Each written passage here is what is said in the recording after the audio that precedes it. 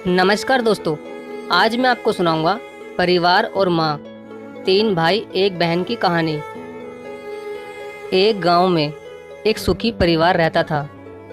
उस परिवार में तीन भाई और एक बहन थी। उनके माँ बाप उन चारों से बेहद प्यार करते थे, मगर बीच वाले बेटे से थोड़ा परेशान थे, क्योंकि बड़ा बेटा पढ़ लिख कर डॉक्टर बन गया और छोटा बेटा भी पढ़ लिख कर इंजीनियर बन गया था। मगर उनका बीच वाला बेटा बिल्कुल गंवार और आवारा ही बनकर रह गया। अब उनके दो बेटे डॉक्टर और इंजीनियर ने शादी भी कर ली थी, और कुछ महीनों के बाद ही उनकी बेटी की भी एक अच्छे घराने में शादी हो गई थी। मगर बीच वाला बेटा अभी भी कुंवारा ही था, क्योंकि वो बिल्कुल अनपढ़ था और कहीं पर मजदूरी का छोटा सा काम करता था। इसलिए उसे शादी के लिए कोई भी लड़की नहीं मिल रही थी, और उसके माँ बाप उससे बहुत परेशान हो चुके थे। अब जब भी उसकी बहन अपने मायके आती तो पहले वो अपने डॉक्टर और इंजीनियर भाइयों से मिलती थी, मगर बीच वाले भाई से वो बहुत कम मिलती थी, क्योंकि वो उसे ज़्यादा पैसे नहीं दे पाता था। लेकिन फिर भी वो अपनी बहन से बहुत प्यार करता था। अब उनके पिताजी की बीच वाले बेटे की शादी किए बिना ही मृत्यु हो गई। उनकी माँ ने सोचा कहीं अब किसी के मुंह से बंटवारे की बात ना निकले, इसलिए अपने ही गांव की एक सीधी सादी लड़की से अपने गंवार लड़के की शादी करवा दी। शादी होते ही ना जाने क्या हुआ, अब उसका अनपढ़ बेटा पूरा मन लगाकर काम करने लगा और पहले से कहीं ज़्यादा मेहनत भी करने लगा। अब तो उसे कोई भी दोस्त बुलाने आता तो वो उसे यही कहता था कि भाई, पहले तो मैं जैसे तैसे अकेला कमाकर खा लेता था, मगर अब मेरी शादी हो गई तो मुझे अपनी पत्नी के लिए भी कमाना पड़ता है, और कल को आने वाले बच्चों के लिए भी तो कुछ जोड़ना ही पड़ेगा। इसलिए दोस्त, अब मैं तेरे साथ नहीं घूम सकता। ये कहकर उसका गंवार लड़का सीधा अपने काम पर निकल जाता है।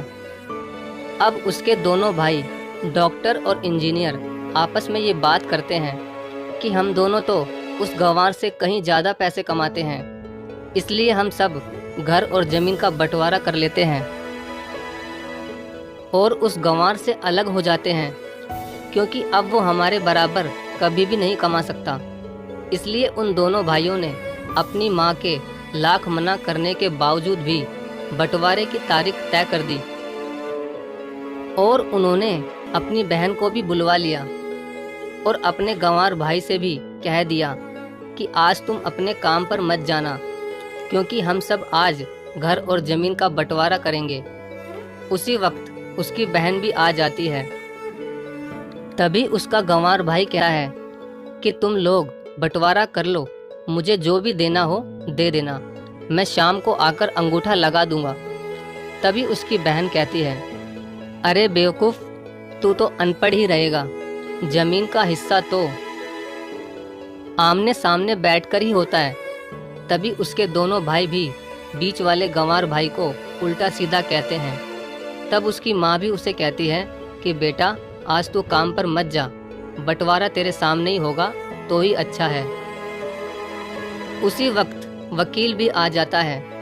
तभी वकील कहता है कि आपका सारा हिस्सा मिलाकर 10 बीघा ज़मीन है और आपका घर है। अब ये बताओ कि किसको कितना हिस्सा देना है, मैं उसी हिसाब से बंटवारे के कागज़ बना दूंगा। उसी वक्त उनका गंवार भाई कहता है कि वकील साहब, 5-5 बीघा मेरे दोनों भाइयों के नाम लिख दो, और ये जो हमारा मकान है ये मेरी प्यारी बहन के नाम कर दो। तभी उनके दोनों भाई और बहन पूछते हैं कि और तू हिस्से में क्या लेगा। तभी उनका गंवार भाई कहता है कि मेरे हिस्से में मेरी प्यारी माँ है ना। और तभी वो अपनी पत्नी की तरफ मुस्कुराते हुए कहता है कि क्यों मेरी प्यारी पत्नी, क्या मैंने गलत कहा क्या। उस गंवार की पत्नी अपनी सास से लिपट कर कहती है कि माँ से बड़ी वसीयत क्या होगी मेरे लिए। और उसी वक्त उसका गंवार पति भी अपनी माँ से लिपट जाता है। गंवार बेटे बहू के इसी प्यार ने जमीन जायदाद के बंटवारे को एक सन्नाटे में बदल दिया। तभी बहन अपने गंवार भाई के गले लगकर रोते हुए कहती है कि माफ़ कर दो भैया, मैं आपको समझ नहीं सकी। तभी उसका भाई कहता है कि मेरी प्यारी बहन, इस घर में जितना अधिकार हमारा है उतना ही अधिकार तेरा भी है। और रही बात बंटवारे की, तो बंटवारा नहीं करने से हमारा जीवन रुक तो नहीं जाएगा।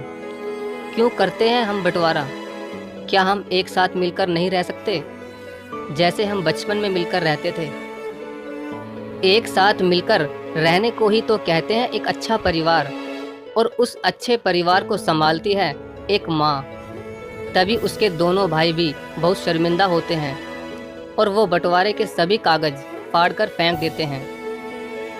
और उस दिन के बाद से ही उनका पूरा परिवार खुशी खुशी एक साथ ही रहने लगा। तो दोस्तों, ये थी परिवार और माँ की एक सच्ची कहानी। अगर आपको वीडियो अच्छी लगी हो तो प्लीज़ वीडियो को लाइक और शेयर ज़रूर करें। धन्यवाद।